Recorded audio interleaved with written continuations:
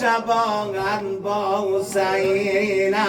با کنیزش گفت یادآور مرا چون به قصر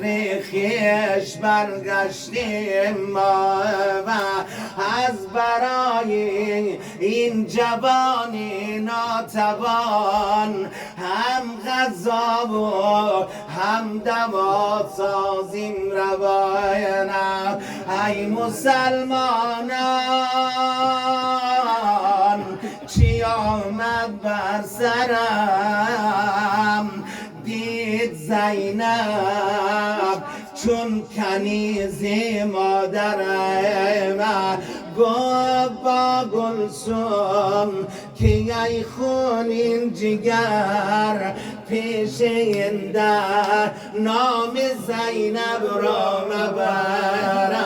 آن که می آید کنیز مادرم تا